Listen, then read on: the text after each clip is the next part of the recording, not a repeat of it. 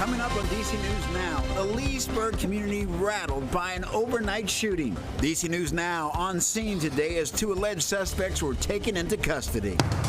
Plus several red line stations getting ready to close for months. I mean, what can you do? Breaking down what you need to know to get around.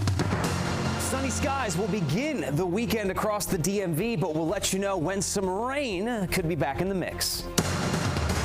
Then a new COVID variant with a playful nickname, but an infectious disease expert chimes in on what you need to look out for.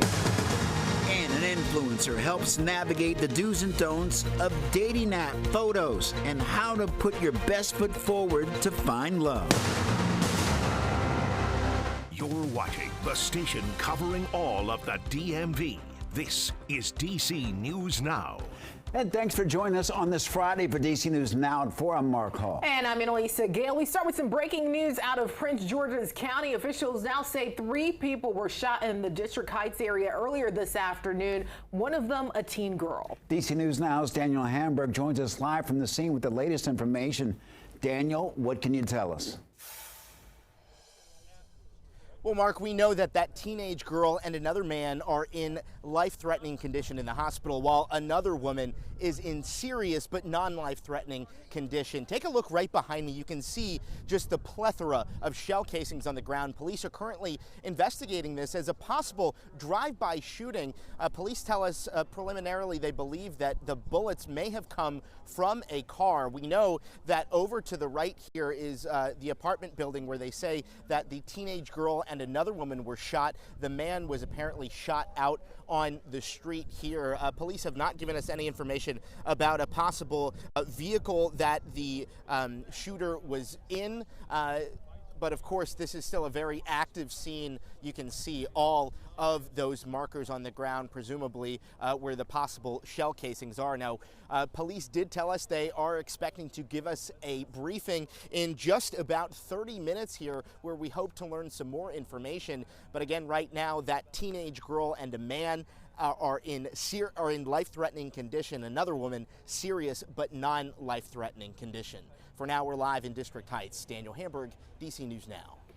All right, Daniel, thanks for the update there. And checking in the forecast now, live look outside at the Kennedy Center here at 4 o'clock. Beautiful out there, Mark. It started out in the morning and it just continues. Meteorologist Damon Madsen joins us with a first look at our forecast. Damon, a nice way to start the weekend. Yeah, and I will say, what a nice way to end the month of May here, too. We are about to flip the calendar over, and it has just been a spectacular day out there. Now, I will say, chilly temperatures, too, were out there to start the morning because we had rather clear skies and a northerly wind overnight. We had middle 50s across D.C., lower 60s the closer you got to the Chesapeake Bay, but some of our western locations were all the way down in the 40s. That is not typical for the end of May into almost early June now. We even had a few upper 30s in the valleys along the Allegheny front in the mountains there, but we had plentiful sunshine throughout the entire day today, and that warmed everybody up. We reached well into the lower and middle 70s, so it's warm, but it's comfortable for the most part as we've gone about this entire Friday, especially with little to no humidity to speak of. That helps things as well. It's just been fantastic, and we'll keep that trend going as we head throughout the evening here. Temperatures are going to stay in the 70s as we go on till about 7, 8 o'clock. Once the sun goes down, we will start to cool things off, and we will have some cooler temperatures, not quite as chilly as last night, but we'll be back down toward the 50s by early Saturday morning. But the big question here is, folks, it's been a long time since we've had a totally dry weekend across the DMV. Could this weekend coming up finally break that trend? We'll have a full look at your forecast coming up here in just a bit. All right, Damon, fingers crossed on that one. And as we prepare for summer, Arlington, Virginia is preparing you for an above normal 2024 hurricane season. Now, in order to reduce stress, here's how you can prepare, stay informed. Sign up for free local emergency weather and traffic alerts. And to reduce your flood risk, you'll want to explore your property's flood risk and maybe get a flood insurance policy. You'll also want to make a plan and consider the specific need of your household, like transportation, prescriptions, and language translations. And finally, know the difference between a hurricane watch and warning. A watch means conditions are possible, while a warning means hurricane force winds are expected. Well, starting tomorrow, the Metro's Red Line in Montgomery County will close until the end of August. And that's definitely going to affect your summer commute. DC News Now's Jean-Marie Sisse shares how people will be able to get around the temporary changes. Well, starting Saturday, riders will no longer be able to catch the Red Line train on the eastern side of Montgomery County, but there will be free bus shuttle service, the MARC train, and also commuter bus access. And some customers are optimistic about the temporary change, while others not so much. It's a big inconvenience. It kind of changes the way I have to think about my commute. Several Red Line train stations are closing for renovations in Montgomery County starting Saturday, June 1st until August 31st. Those stations include Glenmont, Wheaton, Forest Glen, Silver Spring, and the Tacoma station will also be closed, but only up until the end of June. For frequent customers like Jordan Bell, getting to work is going to be even more difficult. I'm commuting to work today because my car's not working, right? So if my car is continuing to break down and stuff, that's going to make things difficult. Riders can definitely expect delays like a wait time of up to 20 minutes with the new changes, as WMATA is offering other ways to get riders around, like a free shuttle service. The shuttles will run every 4 to 8 minutes between all of the closing stations, and on weekdays there will be an express shuttle service only for stops between Silver Spring and Metro Center. The MARC is also offering discounted one-way rides for just $3 on the Brunswick line from Garrett Park, Kensington, and Silver Spring to Metro Center. And the MTA commuter is also offering $3 tickets one way. It's going to make things difficult for the summer, but I guess I'll have to make the best of it. Now, if you do decide to use the commuter bus or the MARC, that special $3 fee has to be paid in cash. And remember, all of this will begin Saturday, June 1st, up until August 31st. For now, reporting in Silver Spring, Maryland, I'm Jean-Marie Sisse, DC News Now. All right, Jean-Marie, thank you. And another shooting to tell you about this hour, this time in Virginia. Leesburg apartment complex Thursday night left 3 people hurt. That shooting there, and the community badly shaken. We're told the victims went to the hospital for treatment and they are expected to be okay, though. DC News Now's Haley Milan was on the scene when the 2 men were taken into custody. That's where we find her now. Haley, what led to those men being detained? Well, first of all, Mark and Annalisa, I want to start with a bit of good news. 2 of those people who were shot went to the hospital, have now been discharged from the hospital, that from the Leesburg Police Department.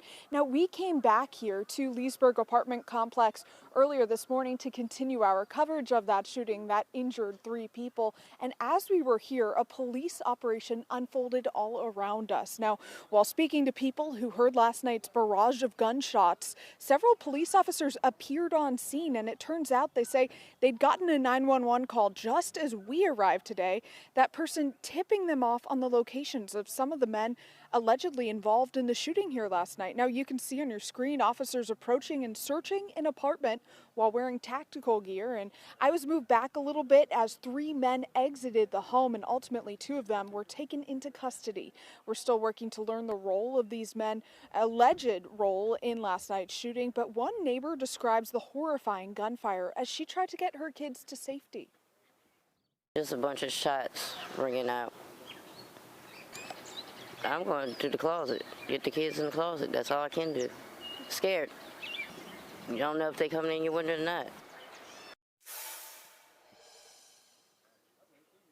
Really scary moments, loud, rapid gunfire described by the neighbors here. Now, coming up in our next hour of news, I'll tell you more about the investigation and what police are looking for, and about their presence here to ensure the community is safe. For now in Leesburg, Haley Milan, DC News Now. Haley, thanks for the update there. And an update now on the Key Bridge Marriott in Arlington County. Leaders there saying the building in the 1400 block of Langston Boulevard has been declared a public nuisance now due to what they say are unsafe and unsanitary conditions. The building's owner received a letter about the violation on May 17th and an order to immediately secure that building to prevent anyone from entering, as well as to demolish the building. Now, Arlington County says it has assumed the responsibility to immediately secure the building to prevent anyone from entering. Extra security will be on site to prevent trespassing. And Prince George's County State's Attorney Aisha Braveboy says a 14-year-old is being held without bond. The teen is being charged in connection to last month's senior skip day shooting in Greenbelt. 5 teens were injured. This is the second teenager to be arrested in the case and held behind bars pending trial. Officials say that both suspects are being charged as adults. Happening now, reactions continue to pour in following the conviction of former President Donald Trump. Now, yesterday, a New York jury finding the former president and presidential candidate guilty on 34 felony charges for his involvement in a hush money scheme. Our national correspondent Hannah Brand is live with the fallout from the verdict. Hannah, good afternoon. Mark, Annalisa, hi. Yeah, the former president is wasting no time here. He gave a fiery speech this morning where he attacked the judge, the witnesses, and especially the guilty verdict. It was a rigged trial. In an angry tirade at Trump Tower, former President Donald Trump repeated his claims of innocence just hours after a New York jury found him guilty of 34 counts of falsifying business records to hide a hush money payment. Everything involved was standard. There was no crime here. Both supporters and opponents rallied at Trump Tower after the historic verdict. And from the White House, President Biden also reacted to the decision. The American principle that no one is above the law was reaffirmed. He called out his political opponent for attacking the justice system. It's reckless, it's dangerous, it's irresponsible for anyone to say this was rigged just because they don't like the verdict. The trial lasted over a month and included hours of testimony and dozens of witnesses and documents, and it took the jury just 2 days of deliberation to reach their decision. It was a little quick, but they actually did their homework. I mean, they asked for the replay of the testimony. Georgetown law professor Victoria Nurse gives the jurors credit. In the end, they came to a unanimous verdict, and I think that's quite significant. Next comes sentencing, which is scheduled for July 11th. The penalties for these charges could range from fines to probation to jail time. That's up to the judge. And that is a difficult question for this judge. He has a lot of discretion. But the former president is promising to fight the verdict. We're going to be appealing this scam. The Trump team is jumping right into campaign mode. Last night, the former president went to a fundraiser in Manhattan, and his campaign team sent out an email blast where they called him a political prisoner and asked for donations. Mark, Annalisa, back to you.